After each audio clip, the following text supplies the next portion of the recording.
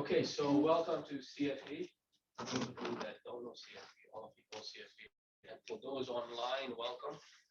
This is going to be the first in our usual research seminar series, and the goal is not to discuss work that is completed. So the goal is to discuss work that has grounding, that may be completed, but then really have a conversation to help researchers not only extend their ideas, but also to identify areas where we may be able to help researchers reach out to industry, reach out to government, and basically scale their ideas. So the goal is not to come and present about things that are already completed, because then we have limited way to co-create and co-develop. So with that, it's my pleasure to welcome Associate Professor Anna Wiewiora. Anna got a PhD from QUT, and so she's a good example for HDRs on getting your PhD and then becoming an associate professor and then soon a full professor. Her research is broadly in the area of project management, knowledge management, and also innovation. She has had 100 projects from the CRC, but also from organizations like the Project Management Institute. And with that, my pleasure. Anna, please take it away. Thank you, Kevin, for this very, very nice introduction. And thank you, everyone, for coming here to this presentation. Thank you for coming here in person on campus. And I also welcome anyone that is joining us on Zoom today. I will talk about paradoxes in complex contexts with a focus on exploring future research agenda in this space. Anissa asked me to perhaps present a paper that I have in progress. I have to admit, I do not have a paper in progress in this topic. I will talk a little bit about the paper that has been published. However, I'm using this paper only to provide some background on examples of paradoxes in complex contexts. Yeah. So, what is a paradox? Here you can see a definition from Wendy Smith and Marianne Lewis from their paper seminal work on paradoxes. So these are the contradictory yet interrelated elements that exist simultaneously and persist over time. So those elements can be, are in fact interdependent, can be mutually reinforcing, and even conflicting. So for example, we know that it is very important for organizations to invest in long-term capability building. But at the same time, it is also important for them to deliver outcomes and perform short-term, right? Have short-term quick returns. Sometimes those elements of looking at long-term and short-term can be competing, as because organizations have finite resources. Sometimes they put focus on only one element while ignoring the other. And that can lead to so-called vicious cycles. And I will talk about the vicious cycles in a moment. But we also know from the literature that paradoxical elements cannot be resolved as either or options, because that often leads to negative consequences, which I will also talk about in a moment. Okay, so I'd like to give you, and today in this presentation, I'm giving a lot of examples of paradoxes, paradoxical tensions in context of complex contexts. So for example, one such context is COVID pandemic, right? And in this context, we experienced that during the lockdowns, businesses faced dilemma between, on the one hand, protecting employees, saving jobs, protecting making sure employees remain healthy. But at the same time, they also needed to protect their businesses and make sure that the business remains viable and it's open to clients and customers, right? So there was this tension between, on the one hand, focus on health, on the other hand, focusing on business and continuity, business continuity. We also experienced tensions between knowledge sharing and privacy. So information technology provided opportunity for organizations and government to use, to enable knowledge sharing and communication related to, say, COVID cases, but also obtaining personal information. But that also, on the other hand, created tension in terms of information privacy, right? So again, the tension was quite clear here. Another complex context of climate change, paradox of the climate change actions. So we as individuals, but also more collectively as society, as well as members of organizations, we are aware that our actions often lead to or have this destructive impact on the environment. Nevertheless, we still engage in actions then to some extent have that negative impact on the environment, and we continue to disengage from the problem. For example, we might be using a lot of plastic or buying things we don't necessarily need. We are polluting environment. We are burning fossil fuels. I'm talking from the both individual and organizational perspective. But deep down, we know that these exact actions are those that we have to stop or at least minimize. And also something that might be to some extent close to what we're doing as academics, creating knowledge. So as scientists, we create knowledge that has a potential to address real-world problems. However, we are often guilty of sharing that knowledge only amongst academic communities, going to conferences or publishing in papers in journals, using very technical language, which might not be easily understood by a lay public. And that's why it also means that we are disengaged from what's happening in the real world. We are not engaging enough with policymakers, with people who are in fact impacted by those issues that, for which we already perhaps to some extent found answers to through our research. So that's another sort of paradoxical tensions. I would like to talk a little bit more about paradoxical tensions in the context of complex projects. And here is the paper that Kevin and I published in the International Journal of Project Management, where we asked two questions. What types of paradoxical tensions occur in mega projects? And what approaches to managing paradoxical tensions have been discussed in the literature? And so for that, we used systematic literature review, and I'm just briefly going to introduce that methodology. We used two search terms, paradox and mega projects, and of course, relevant synonyms. We searched through 4 different databases focusing on journals published between 2000 and 2020. So initially, we end up with around 418 articles, which after removing duplicates, reading titles, abstract, following the classic systematic literature review approach, we ended up with 27 articles for in-depth review. Just in a nutshell, 3 insights. There are 3 insights that we generated from that systematic literature review. One, we've identified 16 paradoxes in this complex context of mega projects, which we catalog into 7 categories. We also found 6 strategies to deal with paradoxical tensions in that context.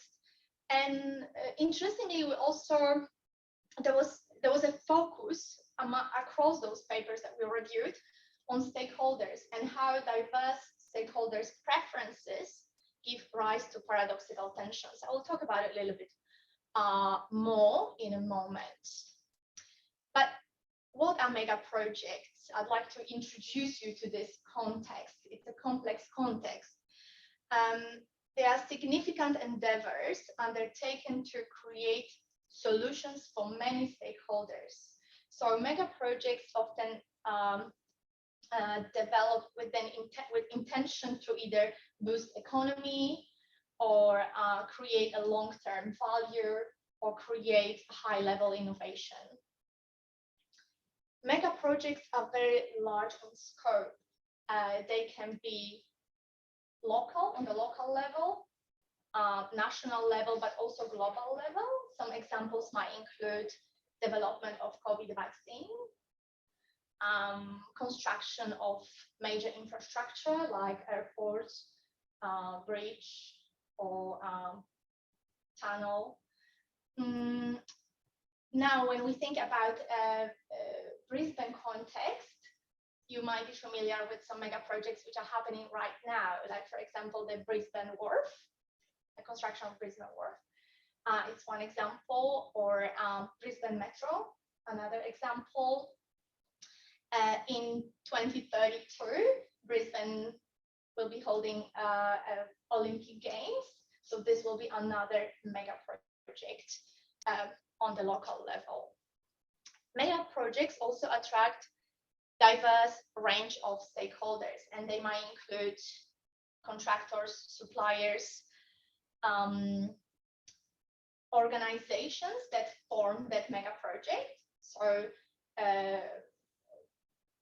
could be private organizations as well as public government organizations, government institutions, local communities, citizens in general, as well as users of the final product from that mega project. Yeah, if this is a metro, so users of metro.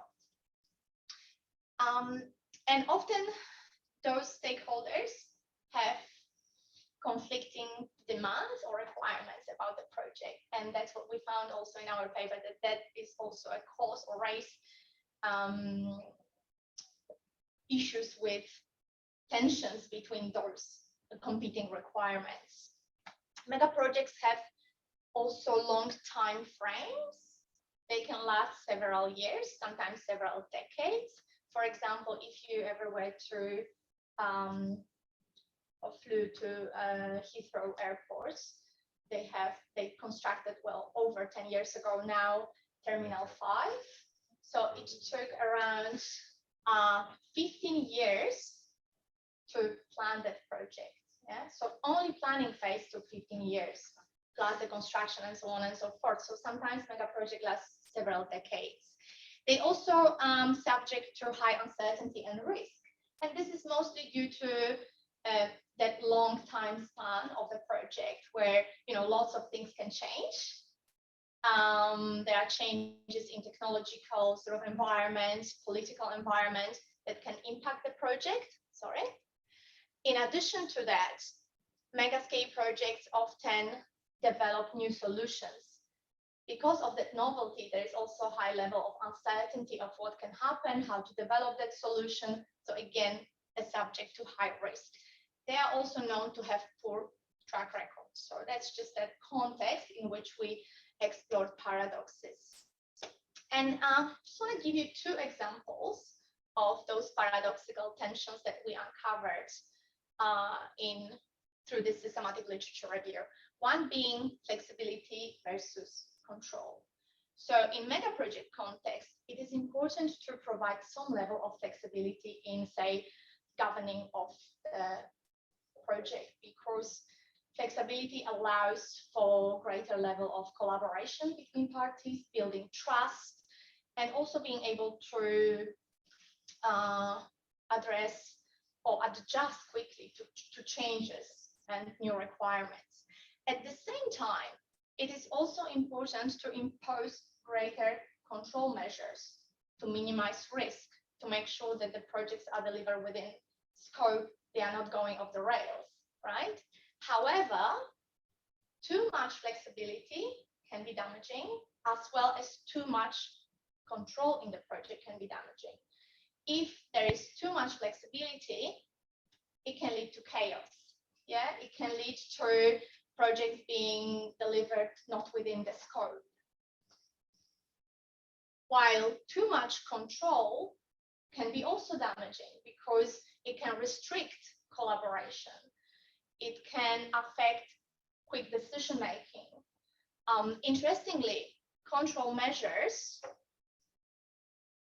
if we have enough or some level of control, it's okay, because that can help us to minimize the risk, because we can, say, closely track progress of the project. But at the same time, if we have too much of that control, that can increase risk due to, for example, slower decision making or too little flexibility to address emerging demands that occur in that project. Yeah, and that can lead to vicious cycles.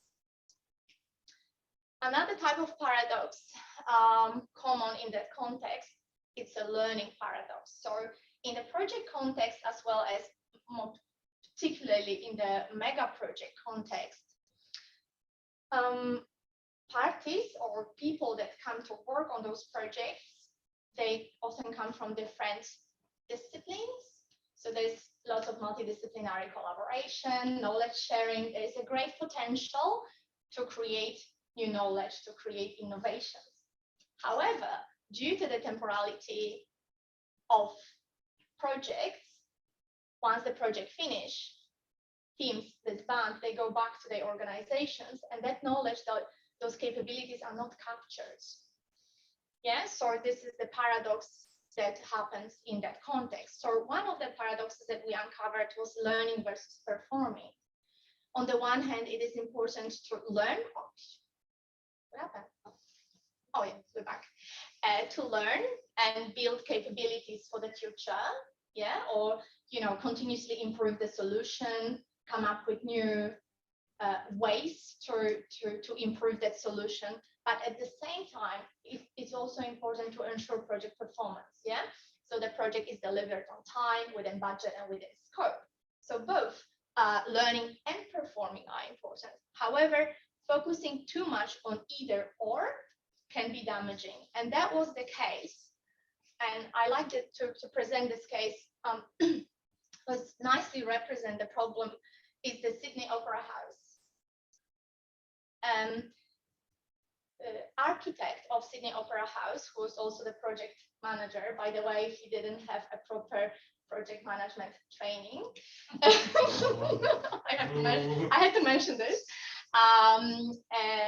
Well, he was a great architect. He was chosen, selected to do this, but he focused extensively on the aesthetic aspect of building opera house. So he would spend a couple of years searching for a specific or developing material to create those shells, because he wanted those shells to build to bend in a certain way, right?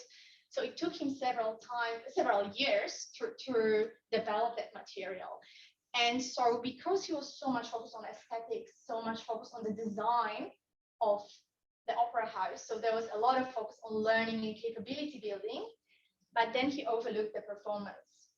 In result, this project was initially scheduled to be completed within 4 years. It took 14 years to complete. It was budgeted for $7 million. It took $102 million to complete. So way over budget and way over time, right? Of course, now we know this is such an iconic building in Australia, so it's wonderful, and certainly that return on investment has been recovered. Having said that, initially, it's a good example to demonstrate focusing too much on one aspect can be quite devastating, because then we are not considering the second part. Okay. Now, how we manage those paradoxes?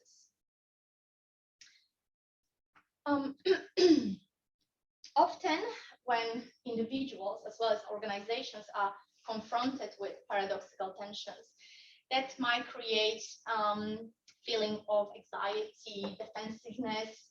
We might not even want to be prepared to acknowledge that such paradox exists. So we tend to select either or options, or either focusing on one or the other, but ignore the other aspect of paradox. And that can lead to the vicious cycles and have very negative effect, because we are ignoring the other aspect of the paradox.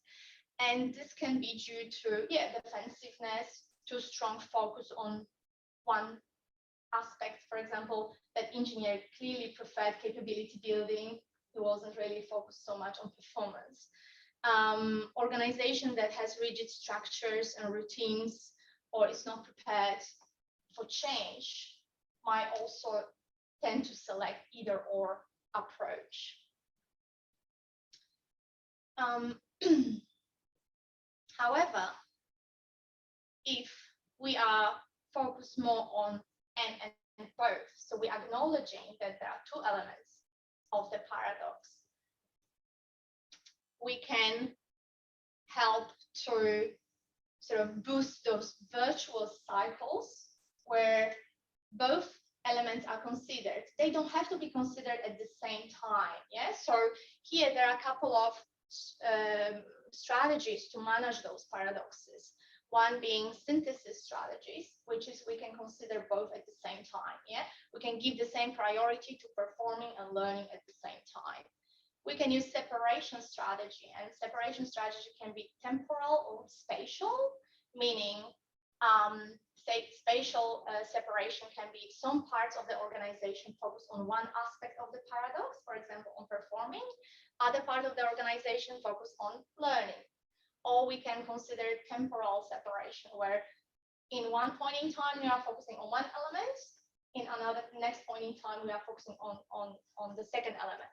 However, we always have those two elements in mind. We are not ignoring either or, right? And there is also on the individual level, individual ability to think paradoxically. So individuals, also can, we are also as individuals exposed to paradoxes. So it's important to be able to recognize that the tension that we are facing is paradoxical, and how to then consider and both approach. Okay, so I have a couple more slides. So the paradox research is useful to address those type of tensions. Yeah, it gives us the language to talk about those tensions. However, paradox research is still quite sort of conceptual and high level. It hasn't really got to that stage of operationalizing those paradoxes. Yeah. So existing research offers strategies to manage paradoxes, but those are rather general. They are not focused or designed to address specific paradoxes in specific contexts. There is some limited literature that attempts to do that. And as I mentioned earlier, the paradox research has not yet been operationalized and translated to provide more practical directions for decision makers. Yeah. And here I am with the questions to you guys. And that's where I want to open up the discussion. If we are to move forward this body of research, focus on operationalizing or translating that conceptual, still sort of high level theory. And if you are now looking at your research and what you are doing, what you are interested in, what paradoxical tensions are relevant to your research? And are there any paradoxical tensions impacting organizations or impacting society that you can think of? And what are they? And with your knowledge on paradox, because I know that some of you are already interested in that space, what are the future possible directions to study paradoxes? If I would like to open this up to sort of further discussion And with this, I conclude this presentation. Yes. I'm happy to open the floor because we talked about it. So my PhD thesis was about design trade-offs for electronic intermediaries, but to modernize it, paradoxes for platform ecosystems.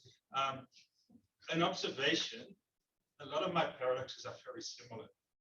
So They are? yeah, so Yes. you may say there are some general paradoxes and then you Yes. have to contextualize them. Yes. What I also noticed, I didn't really go into depth, but I had the feeling that going beyond paradoxes requires creativity. People that come up with very smart solutions, that the people that manage to find these interesting solutions, there's some creative element to it that other people may have seen, missed. Mm-hmm. My third thing, so me being an IT researcher, one of my main paradoxes would be the good and bad of technology. Like we now study robots. On the one hand, robots can help do a lot of stuff, but also they're seen as threatening jobs, dystopian future, and so on. So yeah, in technology, I think there's very interesting paradoxes when it comes to positive and negative aspects of new technologies. Yes, yes, excellent. And thank you for sharing this. And that's what I think is very good, because that paradox sort of lens help us to use that language as to consider both aspects, the positive and the negative, isn't it? Like with the robots, for example. Yeah, nice. It's good. Yeah. Yeah, just one more idea to the other research where I found paradoxes. We wrote a paper about the co-creation in smart services. Mm-hmm. There we also found, we didn't call it paradoxes, we was more to find balance, but I think it's very similar to a paradox. And there was called that the customer, when they want to create or co-create with a supplier, or they have to share their knowledge, but on the other side, the articles also warn of a dependency relationship. So they also have to find balance between sharing knowledge, but not all knowledge, so that they are not coming in a dependency relationship. We didn't call it paradoxes, but yeah, it was an article we published on the Higgs, but we said you have to find balance, but I think it's in our context. This also relates to, and I also had in my research, the stakeholders. So I also looked at indeed the buyer, the seller, and the middleman in this electronic intermediary context, and a lot of the paradoxes and all were related to these different roles, and therefore I called it balancing interests. So yeah. Nice. Yeah. And that's very relevant also what we found, that competing requirements from different stakeholders give rise to tension. So clearly it also translates to other contexts as well. Thanks, real paradoxes are so interesting. Thank you for the presentation. Being new to paradoxes, I'm just wondering, how does that fit with the kind of more traditional literatures like competing institutional logics, the ambidextrous organization, exploration, exploitation? Like, how does it Fit in? Yes. fit? How do we kind of make sense of it? Yeah, and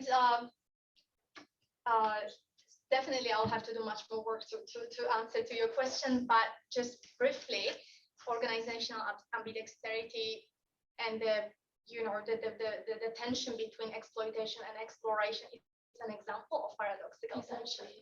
Yeah, on the organizational level. So absolutely, it's relevant. So I don't think it's mutually exclusive in that space, in that regard. I was kind of wondering, like, because the work that Bill and I are doing with robotics, it's more about like an ecosystem, whereas some of those things I mentioned are perhaps more of an organizational focus. And I'm wondering if paradox theory could be perhaps more useful, more directly useful in kind of inter-organizational relationships with stakeholders. I don't know. Because I use it for ecosystems. So no, I would see paradox a bit of a meta theory. So you could use the paradox thinking to look at exploitation, exploration, and analyze that debate with paradox lens. Yeah. Or ambidexterity, you could analyze ambidexterity using platform. So you're saying Anybody interested in the PhD? that paradox theory is more meta. Yeah, absolutely. Okay. Artemis has a question. Artemis, if you don't mind unmuting and telling Hi, Anna. Thank you. Hi. That's a great presentation. Well, I'm not telling you anything you don't already know, but I can see an extension of this in our own research where we were talking about high reliability organization. So the internal focus is on high reliable performance, but then what happens when they meet a rare external event that really challenge their way of doing things? So that's that competing extension of being agile and being reliable at the same time. So I think that's probably where we could take this. Yes, nice, true. And I just want to throw in another example. As an HR person, we talk about inclusion and diversity, and they always use in the same sentence because we're so used to it. But in fact, that is a paradox. There's tension between the two. When you try to cater for a diverse audience, it's actually quite challenging to include all groups.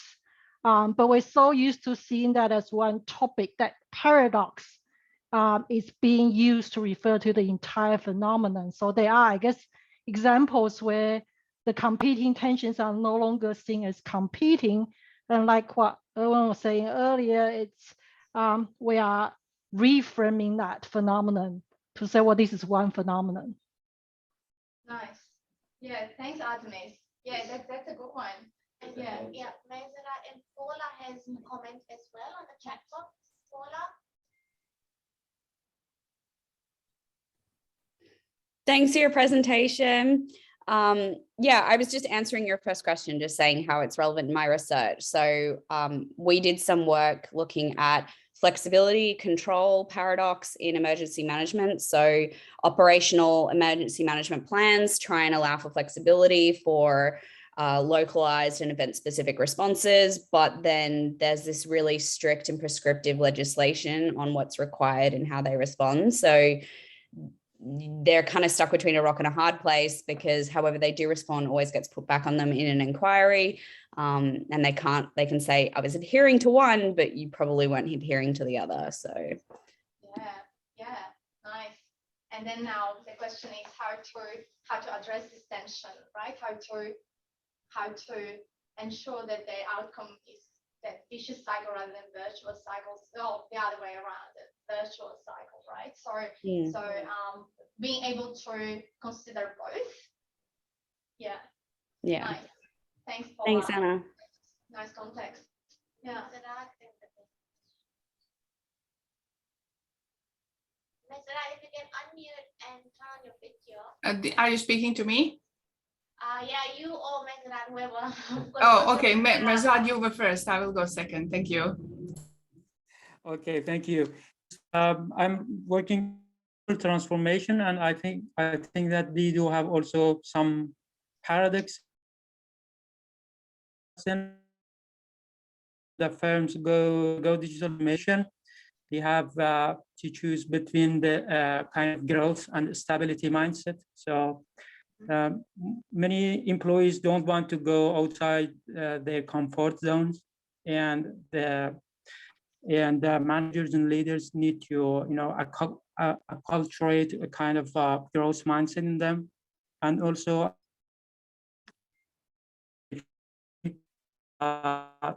paradox also exists in that sense that there is an interest by the managers to gain the heterogeneous knowledge from different sources, but at the same time they have to have the control over the process and control over the knowledge leachage and diffusions. Yeah. And so in our real life also, we do have some paradoxes like being in current time or living in the future, or being futuristic, or between spending and saving. So my suggestion for you for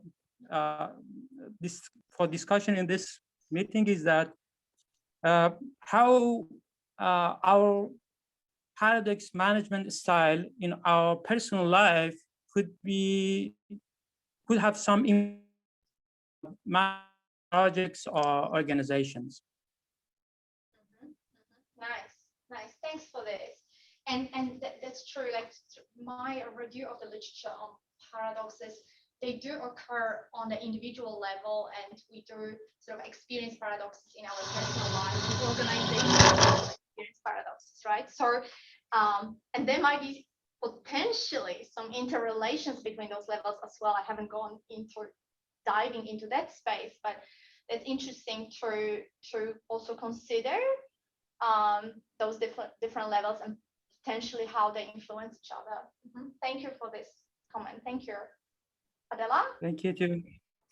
Hi everyone. Sorry, I wasn't able to be there today, although I love being in BOQ when presentations are going on, and especially this one.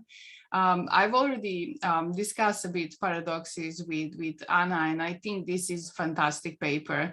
I started researching into paradox theory for the last few months, and when this paper from Anna and Kevin came up, I was like, okay, this answers many questions I have. So thank you, first of all, for developing it.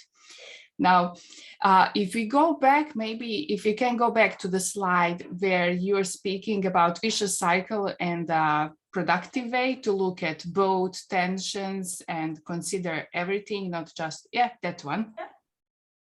Now, this is very similar to what I discussed with Marianne Lewis 2 weeks ago. She spoke about connecting mindset, meaning that you would find some overarching common attribute of different tensions, and then you would try to address that while considering both, not only performing and learning, but even different types of paradox.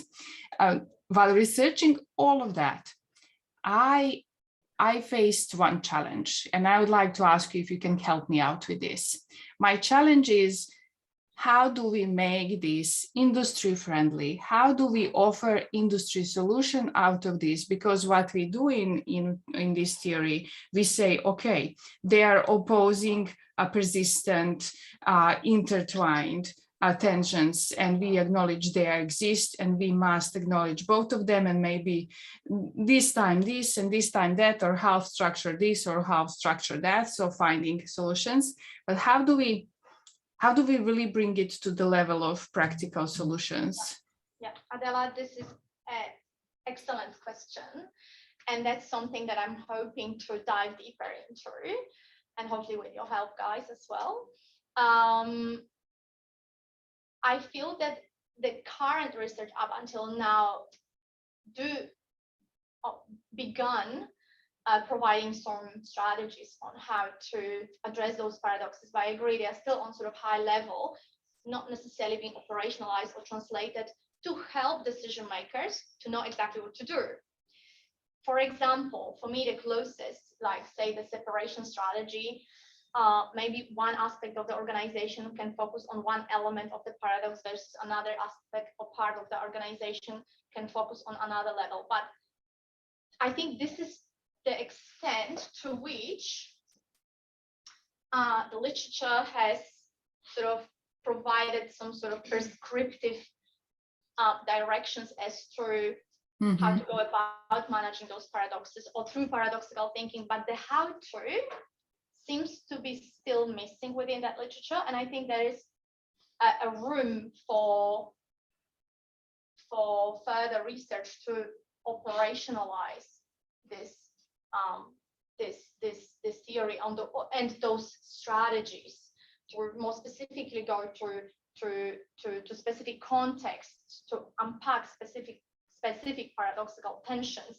I gave examples of complex contexts because I think they're interesting, but that is probably where we should be going with this research. So I probably don't have the answers yet, but I feel this is a great area for further investigation and excellent question. Thank you, Adela.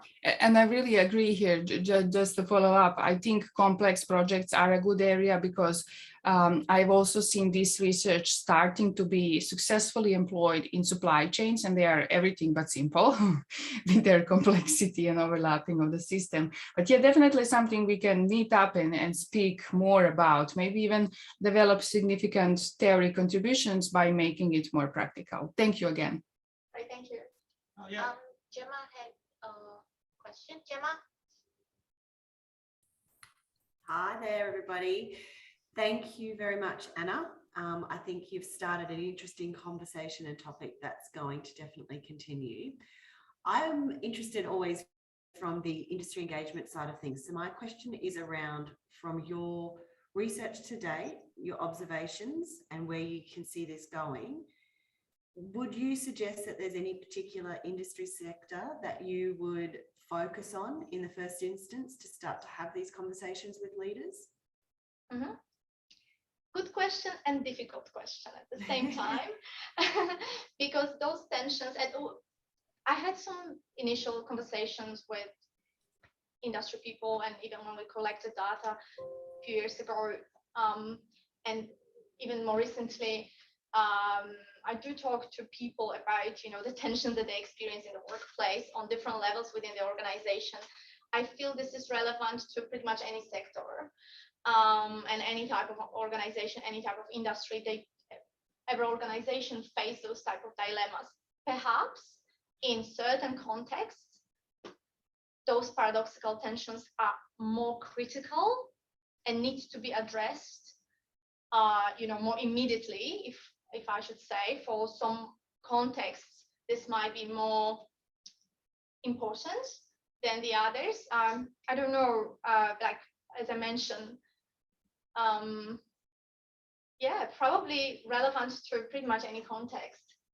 Sorry, Gemma, my answer is extremely broad right now. No, I absolutely agree with you. I think it totally is a almost a leader's dilemma, and definitely a situation that every sort of organization finds themselves in. But as you lean into this, I would be interested to know if there's a low-hanging fruit industry or sector that you would propose as a great start, so that we can sort of support you with the ongoing exploration. Right. Yes. So let me think about it a little bit more, okay? Sure. And then I'll get back to you, because I cannot really think. I tell you what industries I'm exposed to, and I see this problem being quite relevant. It's definitely, well, within mining, but because this is a context that I've been sort of exposed to, and also a context of projects where I see this learning, performing tension happening, organizations that do a lot of innovation, where at the same time they have to innovate, create novel solutions, but at the same time they have to deliver and have, you know, outcomes and whatever they promise to their clients. So I think those type of contexts are quite relevant. Yeah. I think it's great. I'm looking forward to continuing more. Thank you, Anna. Thanks, Gemma. Me too. Thank you. I just wanted to react to what you proposed and also what Adela said, whether or not they're practical solutions. Maybe there are a lot of practical solutions out there, but they may not link it to paradox theory. So there will be people in engineering or whatever who talk about trade-offs and requirements or tensions or whatever, and they come up with very practical solutions, but they may not, let's say, put paradox theory in the paper. So if you search on paradox, you'll never find it. So whether or not there are practical solutions, either they are not, or we may not see them that easily, because there's maybe a bit of a gap between people that talks about paradox theory at a more high level, and then people that deal with paradoxes in engineering or complex systems or whatever, and find solutions, but not necessarily refer to paradox theory. So we don't see how these two streams connect. Absolutely, Erwin. I think that's a very good point. And even in our paper, you know, we research complex projects. We haven't researched other contexts, but when we use the synonyms paradox, we didn't only use the paradox, we used tensions. We had probably 7 other synonyms to that, exactly for that reason, because we kind of felt it's not always discussed from the perspective of paradox theory. So we were able to sort of identify some strategies and papers that didn't necessarily use the paradox lens, yet still discuss the tension. So I think this is a great point. There have been some discussions around resolving tension, like in your paper, for example, you said that you were guys talking about it, but haven't used that explicitly, the paradox lens, isn't it? Yeah. What I ask yourself, if the solutions are maybe very domain specific, so you cannot say a lot generic about it, or maybe you haven't generalized enough yet, like for my work, I know the solutions were very specific on the context that I would study. Yeah. Yeah, I think one of the paradoxes that I hear from executives a lot, which is what gets me excited, is to go slow and fast. How do you get organizations to go slow and fast at the same time, right? And there is a lot of research that says to be highly innovative, you need to go slow occasionally and then ramp up. And then, so there is an element of the temporal separation. In organizations, you find groups like the innovation group who has been given the role to go slow because they are thinking about Horizon 3 and the rest of the organization go quickly with this. But given the environmental realities of today and going into the future, how do we get any agent to do both of these at the same time, to go fast and slow at the same time? I think will remain one of these that cut across engineering, they cut across strategy, it cuts across design, because too often organizations are just going quickly, but then they get blindsided, or they are going way too slowly and they never reach scale and then they die. Yeah. So how do you do both fast and slow? The same we see with manufacturing. So with digital processes to go fast, but the investments and the mechanical side of the business makes them slow. So yeah. Artemis has got some comments going in the chat. Artemis?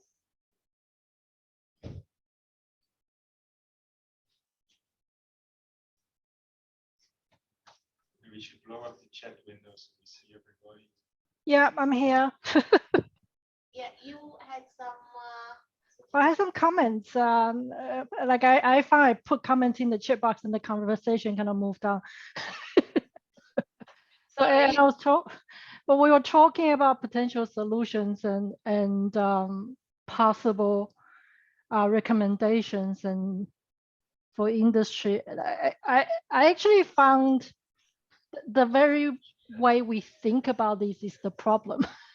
So in my understanding of this paradox idea really originated from a lot of the Eastern philosophy and religion, where it is always recognized with multiple tensions and multiple systems. And there's no obsession about finding the right solution. So I actually think finding the right solution or finding the practical recommendation is the wrong approach to appreciate this paradox concept. The concept is to recognize all tensions and multiple systems and encourage multiple systems and understand cycles and understand trends will come and go and challenges will come and go and recognize the tension and just live with it. So there's no obsession about finding the right solution. I guess it's a reaction to the way we tend to think about it. This idea of paradox is then introduced into the standard Western literature, and then there's this obsession about let's find a way to do something to craft the right solution. I find that itself quite paradoxical. Yeah, no, absolutely. And even the discussion on paradoxical mindset, or there's this acceptance strategy, which is focusing on exactly that Artem is talking about, acknowledging and learning how to live with the paradox. It's a first step to build that awareness and provide space rather than ignoring or focusing on either or rather than, and yeah, that's a very good point, Artemis, rather than jumping to, there probably won't be one solution that fits all, or there might be several avenues. But I think those avenues should go in a way, as Artemis was saying, to build awareness and acknowledge that the two exist and organize organizations as well as help individuals develop abilities to just do that, recognize those two elements. Well, I would try something else in the group again. Yeah, nice. I think we may differentiate between more philosophical paradoxes, like also the Japanese Zen Buddhists, like, okay, solve this haiku, go 10 years in the mountain, and the practical paradoxes. Like as an engineer, you need to make a system that can float and ride or whatever. So how, and that system needs to be delivered in a year. So that doesn't, that requires practical solutions. So for that you really need like a specific process. You do need a solution, So Nice. And indeed, maybe some strategic paradoxes are more philosophical and like learn how to think about thinking. But other paradoxes can be very concrete and practical because you have to solve a supply chain problem, or you have to manage a project, or you have to want to create a platform ecosystem. So there you want to have something of a solution ultimately. Yeah. And perhaps that's why some of those strategies will be relevant to address most of the paradoxes, but there might be certain sort of approaches to address specific, paradoxes in specific contexts, which might be only relevant to those contexts. Yeah. Right. Thanks, Anna. I just had one question that's more specific to one of the paradoxes that you gave as an example. That was about flexibility and control. So I was wondering, like, maybe through the examples of the mega project that you've gone through, do you think there is evidence of trying to establish adequate representation of the different stakeholder, of the diverse stakeholder groups that might have a view in those?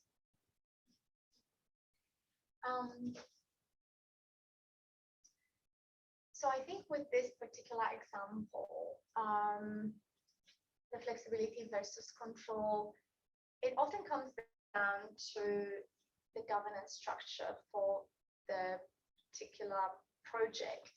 And governance structure does include involvement of stakeholders. And if I understand your question correctly, it might involve establishing some sort of ways to involve stakeholders in the project, and perhaps in early phases of the project we might want to give more flexibility, more flexible approach. In the later stages there should be more control measures, could be, not sure. But that could be one way. So in a sense, like, so is there like a way to maybe measure if the representation of the diverse stakeholders is adequate enough to represent certain voices? Yeah, it's a good question, and I don't know if we have time to answer, but one of the paradoxes that Kevin and I uncovered is the involvement of stakeholders. Yeah, and so what we found, that there was one interesting paper that talked about, on the one hand, local communities or external stakeholders, they want to be involved in the initial planning of the mega project, for example. Project team members, they have mixed feelings about the involvement of external stakeholders because that introduces further complexity that might delay the project, that might bring too much of divergence into the sort of views about how the project should look like. So there is a tension also about how many of those stakeholders should be involved. And of course there are different governance theories on that, like that is a stakeholder theory that talks about involving as many stakeholders as possible because that's positive, but perhaps involving too much might also be damaging. Involving not enough might be damaging. Yeah, so there's probably no answers to this in the current literature. Nice space to further explore, but certainly those diverse preferences of stakeholders can give rise to tensions which can have positive or negative consequences if not managed properly. Thanks. So I think we have time for one more, very brief. They will officially close, but then the discussion can continue. I think Caroline has something. Paradoxes and consequence networking are a big part of complexity theory, value relevant to enfranchisement, where you might be attempting to empower, but because of mindset doing the opposite. Yeah, thank you. Yeah, that's right. That's another very nice context. by exploring paradoxes. So with this, let me bring this officially to a close and thank our presenter. Yeah, thanks for a great discussion. And